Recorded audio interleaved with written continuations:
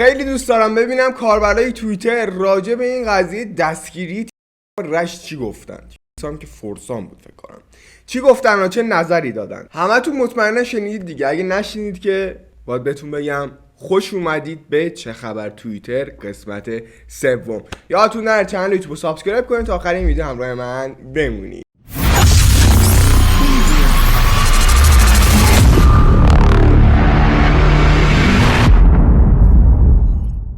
یا بکس امیدوارم حال دلتون خوب باشه. من محمدم و اینجا رپ تایمه. ستونای گنگ همونطور که میدونید داستان عجیب غریب شده و یه چیز عجیبی بهتون بگم. این چند تا آقا خانومی که حالا توی استخری حرکتایی زده بودن و مثل اینکه گرفتن. آره کامل گرفتنشون و دیگه چیکار میشه کرد؟ و اینکه امروز قراره بریم واکنش ببین آقا خانوم که بهتون بگم. داستان این بوده این زنه که ما بهش میگفتیم هرزه و خراب که کاربرای توییتر ازش دفاع میکردن. امیدوارم الان من توییتر رو باز میکنم دفاعی نبینم، چون اونجا فوش میکشم، خوش ناموسم هر کسی که ازش دفاع میکرده میکشم. خب جوری بوده که این سه تا حالا خرابی که پسرای خرابی که تو اون استخ بودن، خب با این دختر خرابتر حالا حرکت‌ها رو زدن. یه جوری بوده که دختره فرار کرده رفته ترکیه، یعنی رفته ترکیه از اینا باج گرفته 2 میلیارد تومان و اینا رو گرفتن، اینا اعتراف کردن و 2 میلیارد تومان باج گرفتن و اینکه فیلم‌ها رو پخش نکنن. بعد 2 میلیارد رو گرفته اشغالش کرده، بعد فیلم‌ها رو پخش کرده و در آخر فکر کنم مرده احتمالاً طلاق میگیره و 1377 سکه رو مرده باز بده. البته که نمیدونم چی به چیه و بریم جلوتر با هم دیگه بررسی کنیم دیگه. من اینا رو بود خون بیارم آخر تا متوجه بشم چه خبره. یادتون نره چنل یوتیوب رو سابسکرایب کنید، زنگوله رو حتما بزنید و تا آخر این ویدیو مثل همیشه همراه داداش بمونید. بریم سراغ لپتاپ. بکس برسیم سراغ توییتر و ببینیم چه خبره. ببین توییتر داریم با هم دیگه رندوم میخونیم، یعنی قبل آماده نکردم. میبینید چون این 4 دقیقه پیشی توییت جدید اومده، چون من توییترمو به روز نکرده بودم. نوشته حالا این دخترم اخاذی کرده هم فورسام پسرا رو پخش کرده آبروشونو ببره. در این نوع یه دختر خوشگل و داف تو دانشگاه هم بود، دیت اول با پسرا میخوابید، به دیت دوم نمیرسید، بلاکشون میگه کاملا بی‌دلیل نبوده. میگم خامون آجی ببین اینا که جواباشونن. خب خاموم چی بود؟ میگم خانوم. و یه نظریه کم طرفدار فاطمه خانوم زده. ایول من با این توییتش حال کردم، توییتش چند دقیقه پیش خوندم. نوشته این فیلم با رضایت خودش پخش شده، یه مقدار پولم گرفته که با چهره فیلمش پخشه. بعدش هم اومدن گفتن شوهره داره مریاشو 1377 تا 1376 تا 77 دقیقاً من نمیدونم، چند دقیقه پیش گفتم 77 که نتیجهش این باشه با هر کی هر تعداد خواستی فلان کن، آخرش هم این پسر خوشگل با مهریه بالا میگیردت. رواج و عادی سازی بی بند و باری. دقیقاً حاجی جدی نمیشه، وگرنه 1376 تا مهریه‌شه، فلانی شوهرش مهاجرت کرده، این خیالش نیست از کجا اومد. درسته؟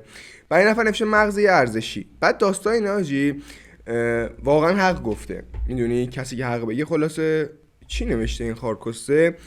نوشته که کوفت و زهرامار خودشون انجام میدن، حالشون میبرن، خیانت میکنن، بعد میان با ولد دنبال لینک ویدیو این فیلمای پخش شده میگردن که نگاه کنن با ارث و زیر ذره بین بزنن و تحقیر کنن و اول اصلا میگن اون دختره است. نه بابا اون دختره جنده نیست حاجی، فکر کنم که این توییتو زدی، من نمیدونم جدی. توییت بعدی بچه‌ای که نمیشه فورسا مهندسای کامپیوتر. ای ولجی ای بار بود این فورسا مهندسای کامپیوتر. نوشته که چشم رنگی مساوی با فورسام. تنتون رو گاییدم، منم چشم رنگی هم، چرا باید همچی کاری بکنیم؟ نوشته عزیزان برای حمایت از بچه‌های فورسام کاری کنیم، ما باید صدای بچه‌های فورسام باشیم، برای حمایت ازشون باید با ما در تنت من آه و ناله کنم برای بچه‌های فورسام. خب بابا جنده بازی در آوردن گرفتنشون دیگه و بی خیال ناموسن. چجوری صداشون باشیم آه و ناله کنیم آجی؟ دهنتون رو گاییدم. شما ذات واقعی نرهای ایرانی رو میتونید زیر این کامنت ها ببینید. از اینکه اون 4 تا هرزه فورسام رشت رو گرفتن، اینا آتیشی شدن و دارن به در و دیوار میکوبن که فقط دختر مقصر بوده. اصلا دلمون خنک شد، مرد متعال بیجا میکنه میپره نوش جون همشون. ببین کل مادر تو و 7 جد آباد تو یارو رو گرفتن. من انتکابت و فوش رو مجبوریم سانسور کنیم، یوتیوب ممکنه گیر بده.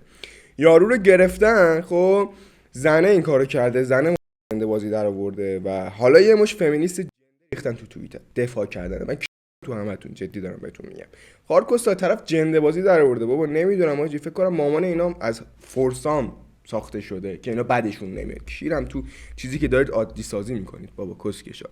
نوشته این خانوم یک این خانوم یک شب داد، بعدم داد 2 میلیون از پسرا گرفت که فیلمش رو نده، رفت ترکیه فیلمای فورسا رو پخش کرد، پسرا رو گرفتن به جز خودش. واقعا این رعنا خانوم امیدوارم الان خندیده به این داستان، مادر هر کی میخنده به این داستان. آره حاجی فشاری هم سگیم. حالا اینکه فیلم شما بیرون نیامده معنیش این نیست که سالم تر از سوژه‌های فورسام رشت هستین. شک ندارم که بعضیاتون تجربه کثیف‌تری هم دارین. آره حاجی اینم راست میگه، ولی کسی که میگه نه حق پسرا بوده دختر، من از اول ویدیوام گفتم 4 تا خراب به اضافه یه خراب دیگه، میدونید بابا تخمیه دیگه داستان نکنید ناموسن. زشته اونا که زن دارید حداقل، با کسایی که مجردن ما کاری نداریم به ما چه. نوشته که اعضای فورسام رش و باقی عوامل گرفته شدن، همشون خب همه اینا گرفته شدن دونه دونه. بچهای فورسام وقتی بزرگسالان نوشته شاید فکر کنید که آره من کلمه رو دیگه نخونم بچه خودتون دارید میبینید. شاید فکر کنید که ساحل دریای فلان بودنه، ولی باید بگم خیر، بنده موردی دیدم که خانوم 2 فرزندشو ول کرده رفته با آقایی که اونم زن و بچه‌شو ول کرده، والا زیر یه سقف دارن زندگی میکنن بدون اینکه از همسران سابقشون جدا بشن. بله حاجی یه سری چیزا آدم میبینه پشماش میریزه، نمیدونم میگه این آزادیه که اینا میخوان، آدم اصلا یه جوری میشه حاجی جدی. و این آقا هم نوشته اعضای فورسام رش 2 کیلو هم خنده زده حاجی. بچهای فورسام حاجی میدونید چیه داستان؟ انقدر این موضوع توی توییتر ترنده پشمای آدم میریزه. توییت بعدی رو هم دیگه بخونیم. نوشته که این همه فلان شده بیسار شده هیچ اتفاقی نمیافتاد، حالا یه بارم فلان زدن خبرش همه جا پخش شد، دستگیر شدن، طوفان به پا شد. این نشون میده جامعه ما هنوز ظرفیت ایول. توییتشو بخونید میگه که این چیزو باید توی ببین حاجی اصلا میام توییتر دوست دارم به همه به تک تک فوش ناموسی بکشن، جدی دارم بهتون میگم. آخه خار فورسان چیه که امسا ببین نمیدونم اینا که خوششون میاد حاجی احتمالاً خب حاصل این چیزا میدونید مثلا مامانشون با باباشون یه جا رفتن، حالا فیلمش پخش شده نشون داده نمیشه که مثلا 20 نفر یهو ریختن همزمان تو مادره، بعد اینا حالا اومدن بچه شدن، میدونی اون اسپرما اومده به وجود اومده اینا بچه شدن، یعنی ببین اسپرما تبدیل به بچه شدن خب، و اینا حاصل اون داستانن که بعدشون نمیاد چیز عادیه دیگه. خب ننش زده این چرا با بعدش بیاد همچین موردی اتفاق بیفته بابا زن همتون.